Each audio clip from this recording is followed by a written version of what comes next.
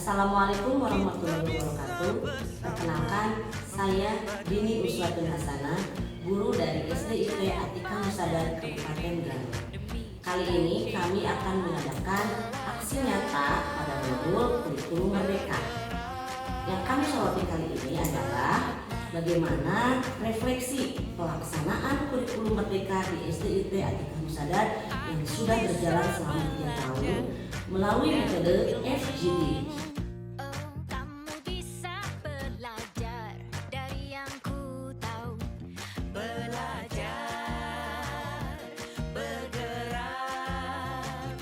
Bismillahirrahmanirrahim. Assalamualaikum warahmatullahi wabarakatuh. Waalaikumsalam warahmatullahi wabarakatuh. Ya, Allahumma sholli ala sayyidina Muhammad wa ala ali sayyidina Muhammad. Apa kabar sekalian? Alhamdulillah.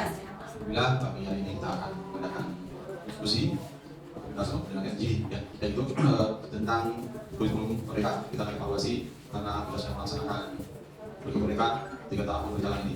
Kita untuk tahun depan kita akan evaluasi dari sekarang akan bagaimana struktur kurikulum KWS kita dan juga banyak hal-hal yang perlu kita diskusikan di sini. Nanti mungkin sekalian akan banyak masukan seperti apa dan bagaimana. Oke, untuk selanjutnya kita buka acara FGD hari ini dengan ucapan bismillah sama-sama. Bismillahirrahmanirrahim.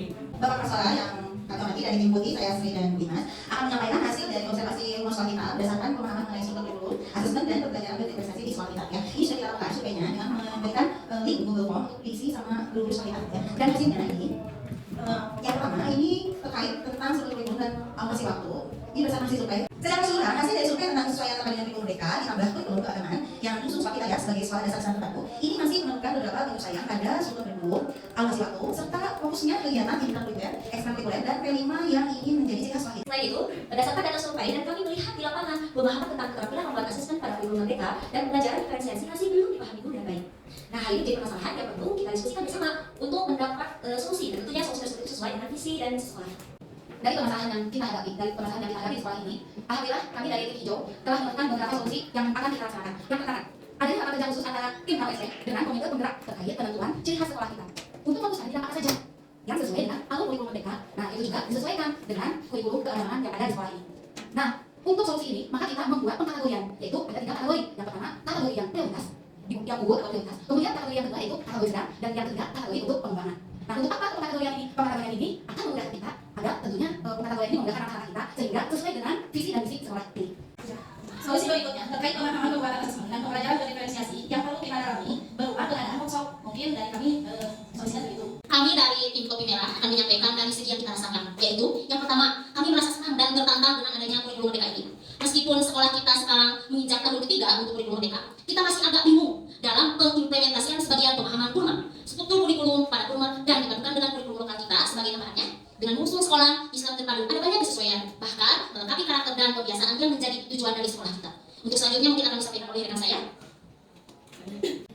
Menanggapi adanya workshop yang dari kelompok Kopi Hijau tadi, kami harapkan diadakannya di ajaran baru karena sekolah kita kan sebelumnya payah, jadi waktu itu susahnya kita pulang sore. Mohon setelah adanya workshop di ajaran baru, mohon adanya pemantauan ya supaya melihat perkembangan dari adanya workshop tersebut. Terima kasih. Oke, kami dari tim hitam ya akan mungkin ini mempertimbangkan berdasarkan sisi negatif atau kelebihan. Hal yang menjadi diskusi kita tentang perlunya memfokuskan apa yang menjadi ciri khas sekolah kita. Berdasarkan kategori ini perlu ditinjau dari segi kelemahan atau sisi negatif. Nah, solusi yang diajukan ini adanya kesenjangan yang timbul akibat pengkategorian. Selain itu kan timbul pembelaan kapal atau agenda kegiatan berdasarkan prioritas dan tidaknya. Maka dari itu kita perlu memahamkan targetan tersebut bukan berdasarkan mana yang penting dan tidak, tetapi apa yang diinginkan ditujukan berdasarkan visi misi sekolah. Mungkin itu dari kami. Baik teman-teman, saya akan menambahkan sedikit mengenai pengadaan workshop yang tentunya harus mempertimbangkan waktu. Ya, mengingat kegiatan guru itu sangat padat terutama di sekolah kita dengan program-programnya yang luar biasa. Tentunya kita harus mempertimbangkan waktu yang tepat antara KPM, PMM, dan pengadaan workshop itu. Selanjutnya, jangan sampai kegiatan di atas membuat guru itu kelelahan atau bahkan burnout ya, kalau disebut burnout itu seperti kelelahan secara fisik, emosional, sehingga guru akan mengalami penurunan motivasi atau bahkan kinerja atau bahkan perilaku yang negatif untuk dirinya sendiri ataupun orang lain.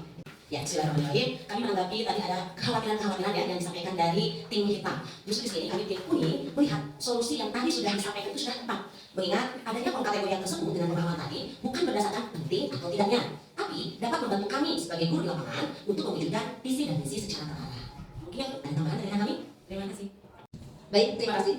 Kami dari tim kuning, ibu-ibu, bapak-bapak. Jadi keuntungan dengan adanya workshop, kita dapat mengambil dengan kondisi yang disampaikan oleh oleh tim kuning. Tim kuning dapat menambahkan dan memecahkan apa yang menjadi permasalahan yang ada di lapangan. Terlebih lagi dengan adanya refleksi atau tindak lanjut atau pemantauan yang akan menjadikan program workshop itu sendiri.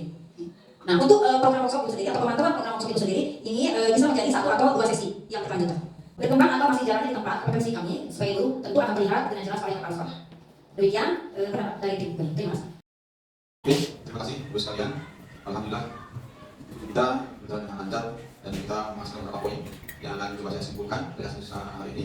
Pertama, kita sepakat kita memprioritaskan tentang karakter dan potensi yang harus dimiliki oleh peserta didik, dan kita merumuskan struktur kurikulum untuk mengembangkan sekolah ini dengan tadi yang mengacu pada karakteristik karakter peserta didik dan potensinya. Untuk itu kita akan coba merumuskan dan kita bentuk tim OSP untuk tahun depan yaitu tahun 2025 yang akan memuat usulan-usulan kita tadi.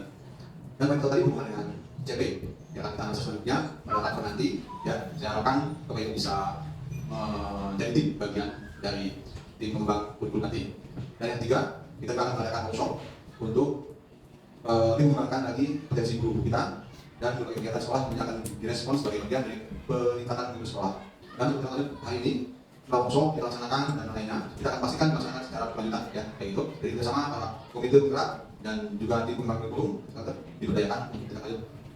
Terima kasih. Ini dan kita telah banyak merumuskan gagasan-gagasan, ide-ide dan juga konsep-konsep yang akan kita kerjakan pada tahun yang akan datang. Mudah-mudahan kita diberikan kemudahan dan kelancaran untuk melaksanakannya. Sekian, fokus buat kita semuanya. Assalamualaikum warahmatullahi wabarakatuh. Waalaikumsalam warahmatullahi wabarakatuh.